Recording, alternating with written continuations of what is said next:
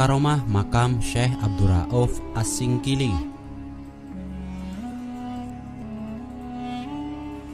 Syekh Abdurrauf As-Singkili mursyid profilik dari Sinkil Syekh Kuala atau Syekh Abdurrauf As-Singkili, dikenal sebagai pembawa Toreko Syatoria ke Indonesia. Beliau seorang ulama profilik atau produktif dalam menghasilkan karya intelektual.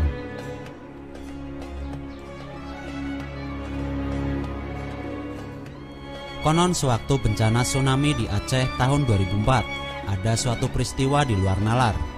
Orang-orang yang berkumpul di makam Syekh Kuala luput dari amukan air bah yang dahsyat. Padahal letak makam tersebut berada di pinggir pantai. Tentu saja cerita ini menjadi buah bibir masyarakat kala itu. Bahkan ada yang mengkeramatkannya. Syekh Kuala memang tokoh yang dihormati dan mempunyai pengaruh hingga sekarang.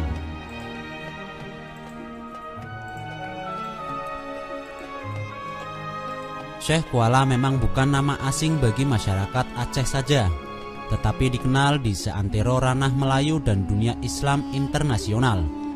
Syekh Kuala atau Syekh Abdurrauf Singkel adalah tokoh tasawuf juga ahli fikih yang disegani. Beliau asal Singkel, Fansur, Aceh Utara. Ini dikenal sebagai salah satu ulama produktif.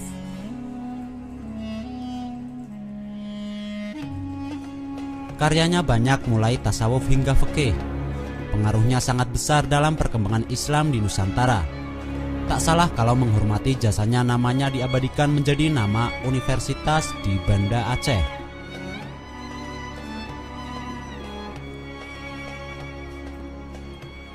Profesor Dr. Azumardi Azra menyebutnya sebagai salah satu orang yang bertanggung jawab dalam membuka jaringan ulama Nusantara di dunia internasional.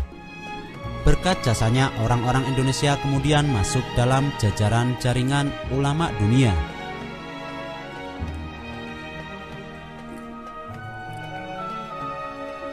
Tidak salah kalau kemudian muncul nama-nama ulama besar seperti Syekh Nawawi Al-Bantani, Syekh Mahfud At-Tirmizi, dan lain-lain yang mempunyai reputasinya mendunia. Kitabnya yang berjudul Umtat Al-Muhtajin membuka mata kita bagaimana Syekh Kuala membangun jaringan intelektualnya. Gurunya tersebar dari Yaman, Qatar, Aden hingga dataran Hijaz. Beliau belajar tidak hanya ilmu lahir saja, tetapi juga ilmu batin.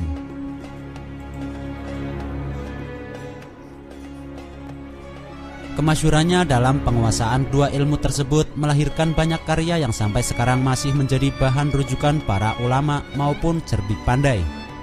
Patut disayangkan, catatan tentang kehidupannya sangat minim. Kalaupun ada, hanya sejarah lisan saja dan sedikit komentar dalam karya-karyanya.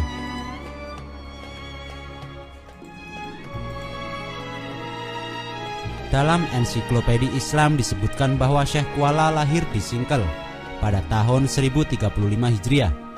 Nama kampungnya ini kemudian melekat. Nama aslinya Abdurrauf.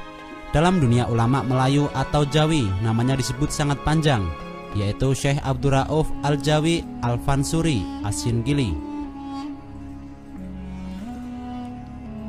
Biografi ulama yang satu ini hanya bisa dilihat sekilas saja.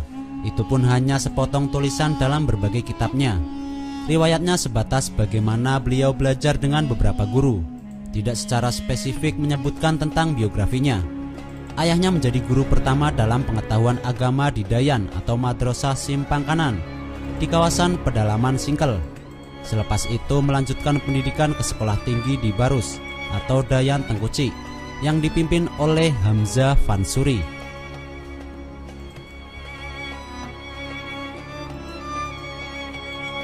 Di sekolah ini beliau belajar ilmu agama, sejarah, mantek, falsafah, sastra, Arab atau Melayu, dan juga bahasa Parsi.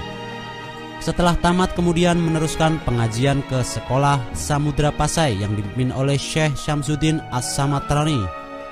Sewaktu Syamsuddin diangkat menjadi Qodi Malikul Adil atau Kadi Besar pada zaman Sultan Iskandar Muda Dharma Wangsa Perkasa Alamsyah.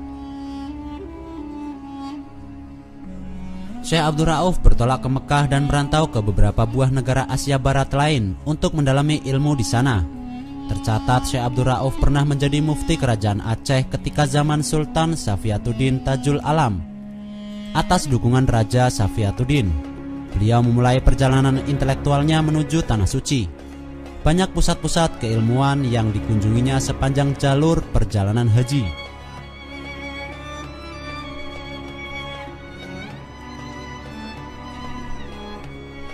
Di samping itu, Syekh Abdul Rauf tidak belajar secara formal dengan beberapa ulama.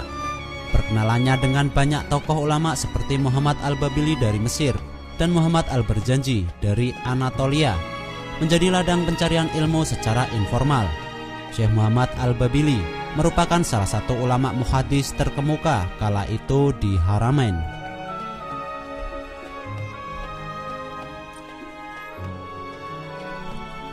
Adapun Syekh Muhammad Al-Barjanji dikenal sebagai sufi tersohor. Syekh Abdul Rauf tinggal selama 19 tahun di Mekah.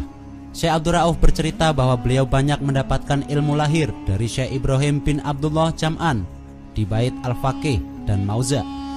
Lewat gurunya ini beliau berkenalan dengan tokoh tarekat seperti Syekh Ahmad Qushaisi dan Syekh Ibrahim Al-Qurani.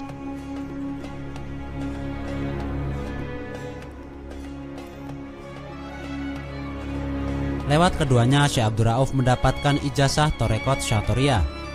Tentang gurunya ini, Syekh Abdul Rauf menyebutnya sebagai pembimbing spiritual di jalan Allah. Sekitar tahun 1622 Masehi, Syekh Abdul Rauf pulang kampung.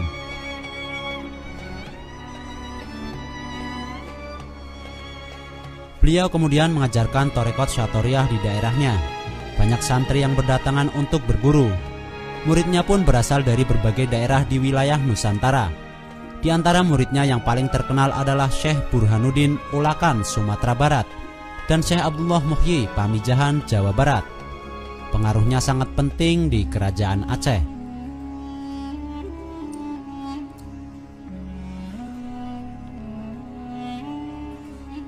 Hingga di Aceh ada semacam kata-kata yang berbunyi, adat bak potes merehem, syarak bak syekh di kuala. Maksudnya ada di bawah kekuasaan almarhum atau raja, sementara syariat Islam di bawah Syekh Kuala.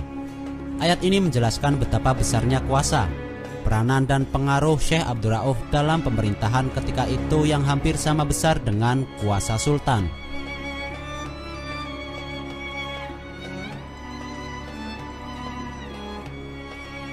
Ketika gabungan antara umarok dan ulama inilah juga Aceh mencapai kegemilangan. Sementara itu, Hamka yang juga ahli filosofi dan ulama modern Indonesia, di dalam tulisannya pernah menuturkan sebaris kata-kata yang dinukilkan oleh Fakih Shogir, seorang ulama terkenal di zaman Perang Padri.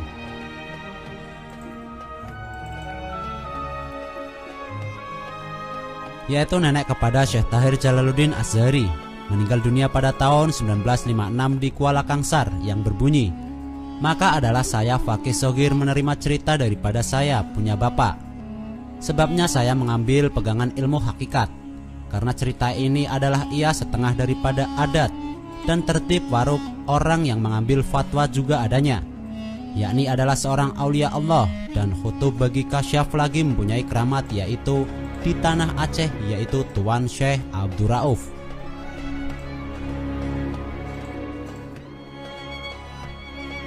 Mursyid Syatoriyah sebagai ulama tasawuf, Syekh Abdul Rauf tidak dapat dipisahkan dari perkembangan tarekat Syatoriyah.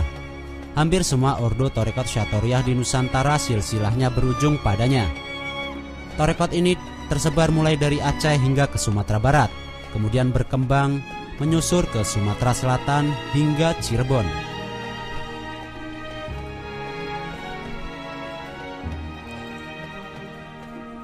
Dalam bertasawuf, Syekh Abdul Rauf menganut paham bahwa satu-satunya wujud hakiki adalah Allah Subhanahu wa Ta'ala. Alam ciptaannya adalah bayangan, yakni bayangan dari wujud hakiki. Walaupun wujud hakiki atau Tuhan berbeda dengan wujud bayangan atau alam, terdapat keserupaan antara wujud ini. Tuhan melakukan tajali atau penampakan diri dalam bentuk alam. Sifat-sifat Tuhan secara tidak langsung tampak pada manusia dan secara relatif tampak sempurna pada insan kamil. Syekh Abdul Rauf juga sangat tidak sepakat dengan paham wahdatul wujud. Dalam bukunya yang berjudul Bayan Tajali, Syekh Abdul Rauf menyatakan bahwa betapapun asyiknya seorang hamba dengan Tuhan, Khalik dan makhluk tetap mempunyai arti sendiri. Banyak karya yang dihasilkan olehnya,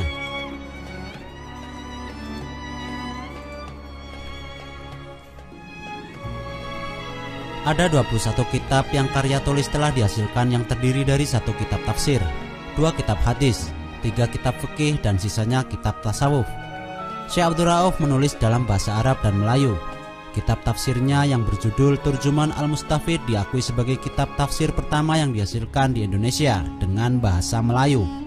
Mir'at at-Tulab fi Tahsil Ma'rifat Ahkam Asy-Syari'iyah lil Malik Al-Wahhab merupakan salah satu kitabnya di bidang ilmu fikih. Di dalamnya memuat berbagai persoalan fikih madhab Syafi'i. Kitab ini juga menjadi panduan para kadi di Kerajaan Aceh.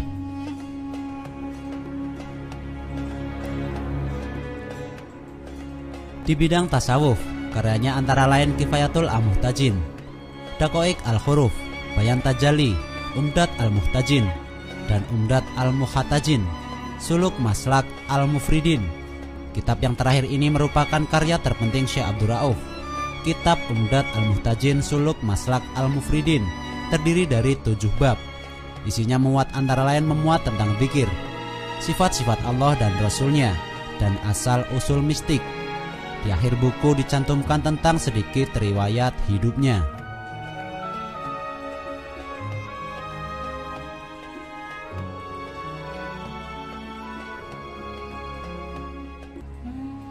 Syekh Abdul Rauf wafat pada tahun 1643 dan dimakamkan di Kuala atau Muara Banda Aceh. Hingga kemudian makamnya dikenal dengan makam Syekh Kuala.